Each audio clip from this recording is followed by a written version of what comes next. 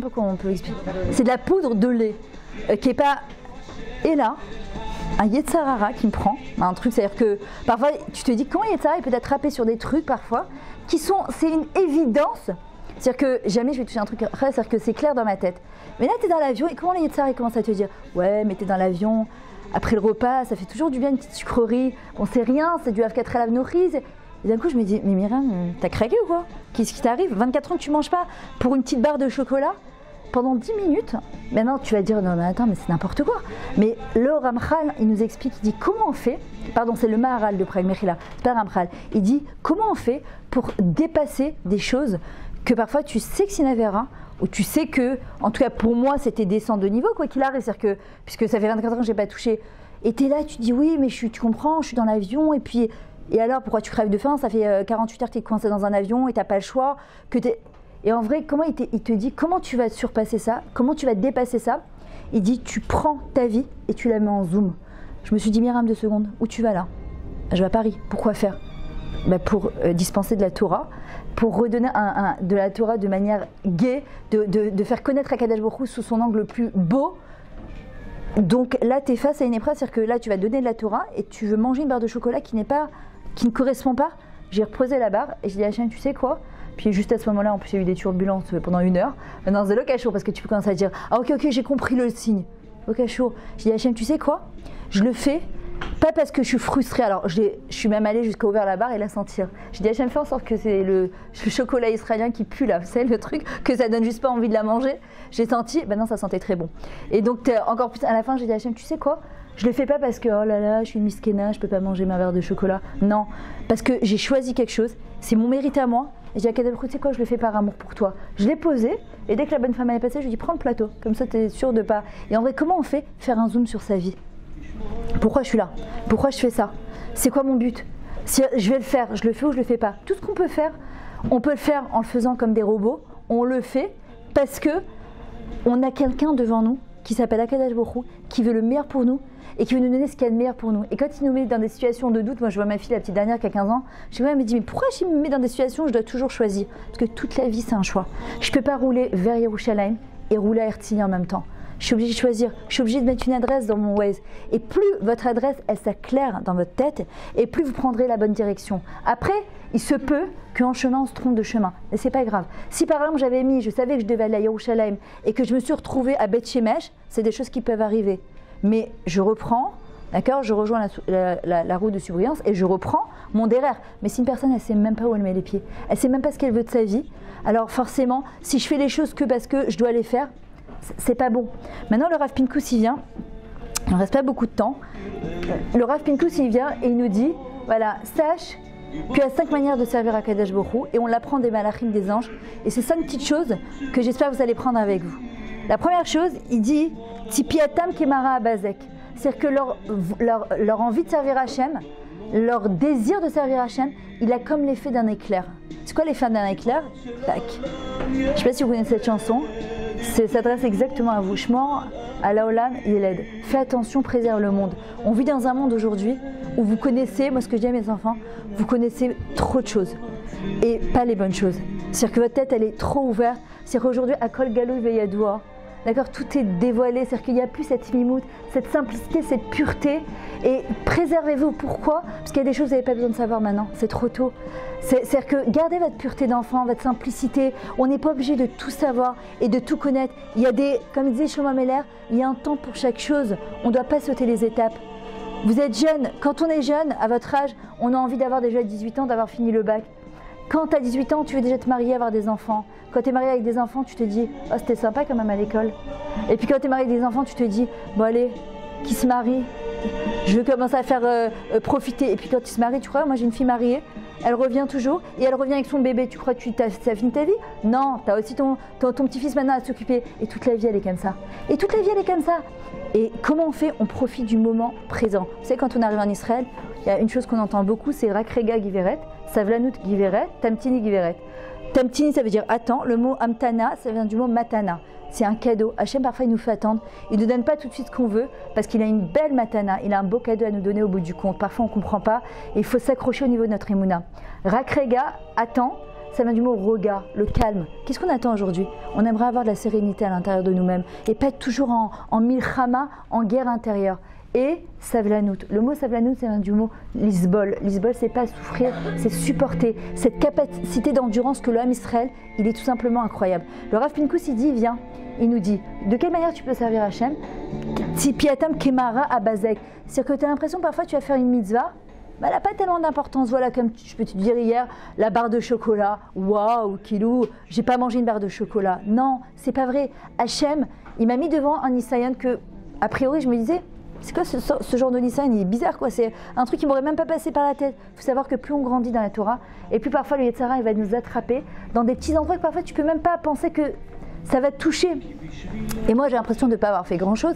Hachem, il dit, bien sûr, tu as fait beaucoup. Surtout dans notre génération à nous, le Arizal, il dit que chaque petite mitzvah, comme tout à l'heure, tu t'es arrêté pour faire tes birkat hashachar. Bon, bah, c'est normal, tu fais des birkat hashachar, voilà, t'es juif, on t'a après faire des birkat hashachar, c'est normal. Le Arizal, il dit non. Parce qu'aujourd'hui, faire une mitzvah, c'est comme monter, grimper sur un mur lisse. Essayer de grimper sur un mur lisse, c'est pas possible. Chaque mitzvah, c'est ça qui va nous permettre de s'accrocher dans ce monde-là et aller à l'encontre du courant, aller à l'encontre de ce que la vie elle nous propose en se disant c'est moi qui vais choisir ma vie, c'est moi qui vais faire mes choix et personne ne va m'imposer quoi que ce soit. Je peux être ou le mouton du berger ou le berger du mouton. Maintenant, je vous donne un exemple. Une copine, elle me téléphone, elle me dit Myriam, il faut que je te raconte quelque chose. Maintenant, tu sais que ce qu'elle va te raconter, c'est du lachon hara. Et tu n'as pas envie d'écouter ce lachon hara. Et il y a des gens, parfois, ils sont imposants. C'est-à-dire que tu essaies de détourner de toutes les manières qui soient. Et en vrai, tu lui dis, tu sais quoi, je reviens 2 minutes et tu Hachem, j'en suis, je vais pas écouter de la Janara. Tu reviens et tu parles d'autre chose. Et la fille, elle lâche pas. Elle revient, et ben ça, elle t'a dit son la Janara, et t'es là, t'es dégoûté, tu dis, oh là là, pourtant je m'étais dit, je voulais pas faire de la Janara, je voulais pas en entendre. Tu peux te dire, bon bah ça, j'ai rien fait. Hachem, il dit pas du tout. Ta mitzvah que t'as fait là, t'as l'impression qu'elle est pas valable parce que Bessachakol, t'as pas réussi à aller jusqu'au bout, et ben elle a l'effet d'un éclair. Vous savez ce que c'est l'effet d'un éclair dans l'éternité? C'est un mérite pour toute l'éternité. Nous, on ne le voit pas comme ça. On le voit comme c'est bon, tu vois pas qu'est-ce que j'ai fait. Bon, j'ai fait encore une amida, encore une fila, encore un shabbat. Non, parfois tu es là à te battre avec ta robe, avec ta jupe, avec ton truc. Je me rappelle, à l'époque, avant que je donne des cours, un jour j'étais à Castro Outlet à Yerushalayim. Je viens pour m'acheter une tunique et la tunique, elle était très moulante au niveau de la poitrine. Et je me rappelle que j'étais dans la cabine d'essayage et j'avais ma fille celle qui est mariée, qui avait 13 ans à l'époque. Et j'étais là, je dis, oh là là, maintenant, elle est en promo, t'as ton Yetzara qui te dit, bon, ça va, tu mettrais une veste dessus. Maintenant, toutes les 2 minutes, j'essayais, je faisais ça. Vous savez, le truc, la jupe, elle est là, mais tu la baisses et tu t'assois, tu la baisses. Tu kiffes pas en vrai, ni la tunique, ni le truc, t'es pas à l'aise. Et là, je suis dans la cabine, je fais Hachem, qu'est-ce que je fais? Si c'est pour moi, je la prends, si c'est pour toi, je la prends pas. Et ma fille, elle me dit, avec qui tu parles, maman? Alors je lui dis, avec Hachem, je lui demande son avis, elle me dit, et c'est fait, elle dit, je t'attends dehors. C'est à 13 ans, en plus, ta mère, elle part dans une cabine de siège avec Hachem, pas trop. Bon, bref, elle est sortie dehors, et je suis là pendant un quart d'heure, je lui dis, mais Myriam, enfin, tu vas même pas pouvoir la porter parce que mais t'es là, tu dis ouais mais c'est dommage, c'est Castro, 29 shekels ou 250 shekels, bon c'est pas grave, que je mettrai une veste dessus, non mais il fait tellement chaud, tu peux pas mettre une tunique, c'est pas possible.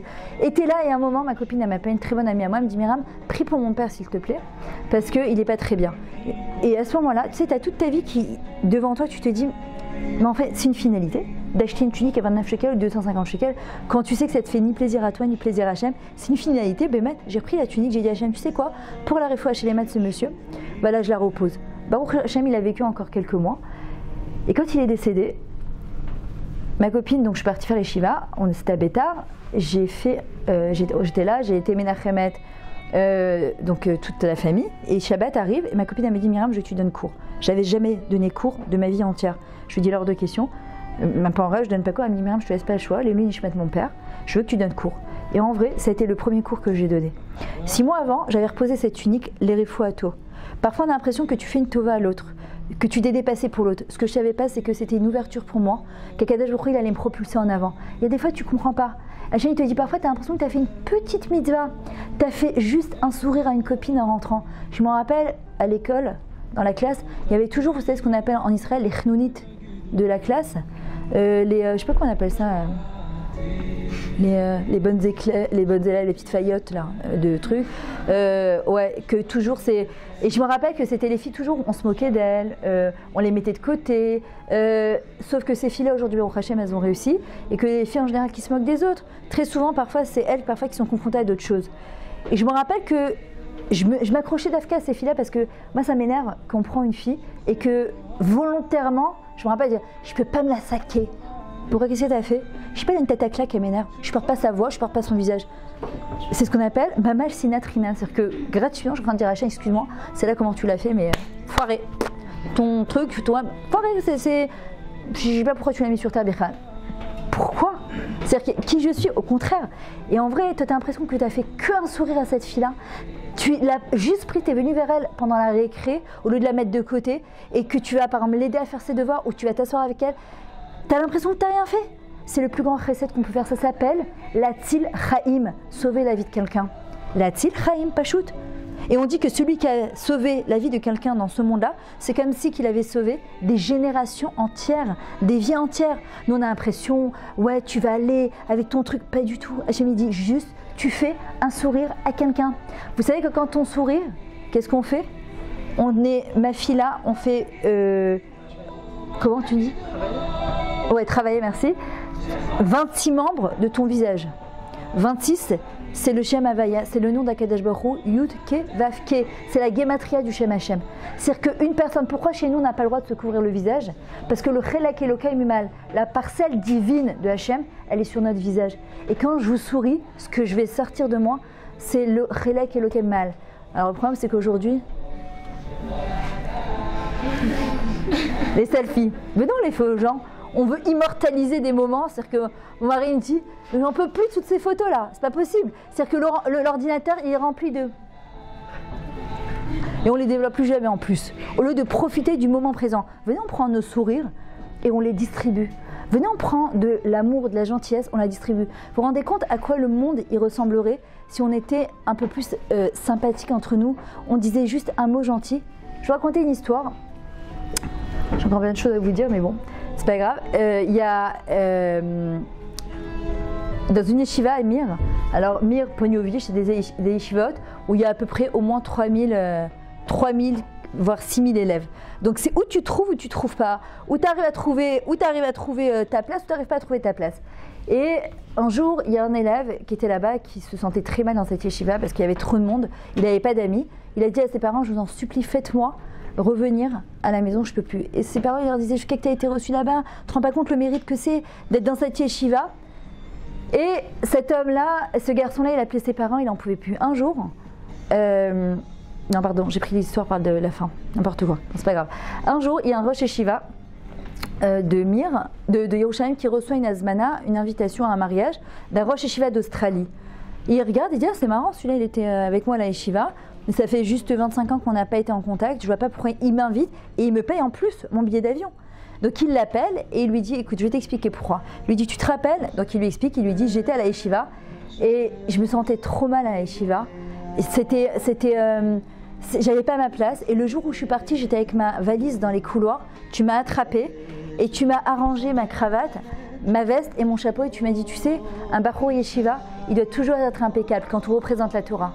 Il a dit, grâce à ce moment-là, je me suis dit, sur 6000 élèves, il y a quelqu'un qui a fait attention à moi. Je suis restée à la yeshiva et grâce à toi, sache que je tiens une yeshiva de centaines de talmidim en Australie.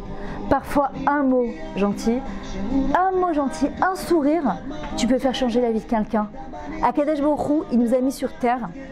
On est Adam, Nikra, Adam, Domé, la Elion. On ressemble à Akadosh Baruch Hu. Hachem, il nous fait du bien, on doit faire du bien à l'autre. D'accord? C'est à l'île de Rachel Imenu. Et justement, c'est ce qu'elle nous apprend. Rachel a dit, chaque chose que tu fais, yesh sachar lifulater. Il y a un salaire à tes actions. Ne crois pas que ce que tu fais, ça part en vain. Ne crois pas que quand tu as aidé une copine à toi et que tu as dit un mot gentil, au lieu de dire, oh, t'as vachement grossi, qu'est-ce qui t'arrive? Oh là, t'as une sale tête aujourd'hui, ça va, tout va bien? Ça sert à quoi de dire des choses comme ça? C'est-à-dire, qu'est-ce que je gagne? C'est quoi le but? Vous savez, c'est quoi une belle femme? Alors je vais vous dire, selon la Torah, c'est quoi une belle femme? Rachav, Esther, Abigail et Sarah.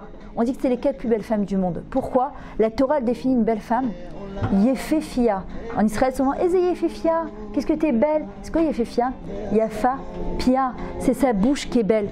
C'est que la manière dont j'ai parlé, parfois tu vois des filles, elles sont super belles. Mais quand elles ouvrent leur bouche, toute leur beauté, elle part. Pourquoi? Parce qu'elles sont pas sympas. Parce qu'elles disent des mots qui sont pas gentils. Parce que pour faire rire une classe entière, on va se servir de quelqu'un d'autre. Et je vous le dis en connaissance de cause, parce que moi j'ai toujours été quelqu'un, on se moquait de moi, on rigolait, et comme je n'avais pas de confiance en moi, je répondais pas et je faisais semblant de rire. Sauf que tu ris jaune et t'es meurtri de l'intérieur. Alors que tout simplement, si l'ambiance de la classe elle pouvait changer, si une fille, 2 filles, 3 filles, elles étaient ce qu'on appelle yozmatiotes, elles prennent les choses en main et elles font en sorte que la vira, l'ambiance dans la classe, elle soit sympathique.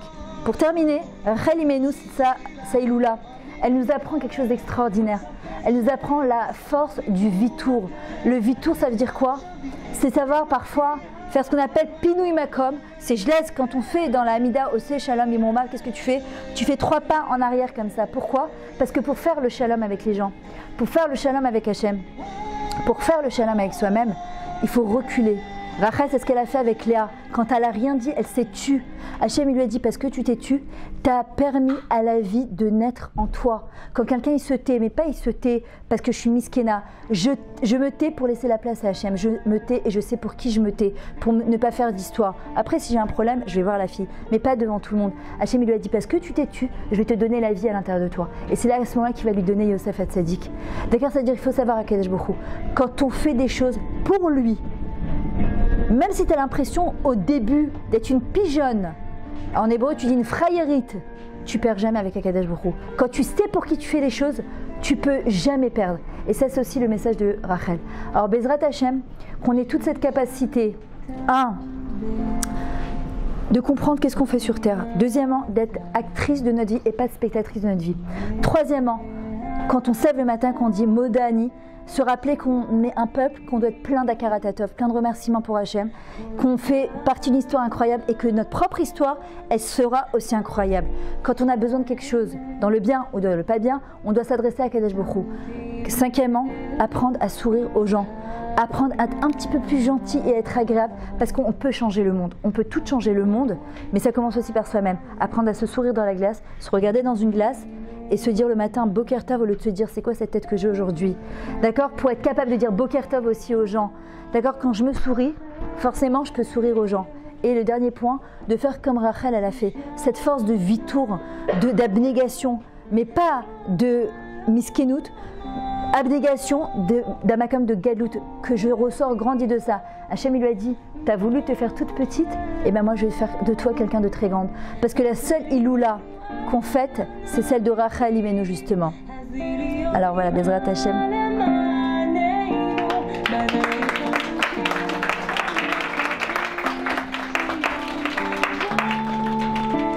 En tout cas, pour celles qui sont intéressées, vous pouvez revoir mes cours sur mon site, c'est miramethoudi.com. J'ai plein de petits cours comme ça qui peuvent vous parler. Dans des écoles aussi que j'ai fait à Nice. Batzlach en tout cas. Et j'espère, on vous attend tout en Israël, Bezrat Hashem, en temps et en heure si Dieu veut.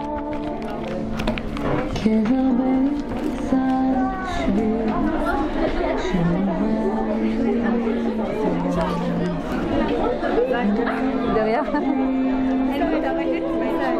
De quoi? Ah, quand je vais chez ma sœur à Keren Menachem, et elle te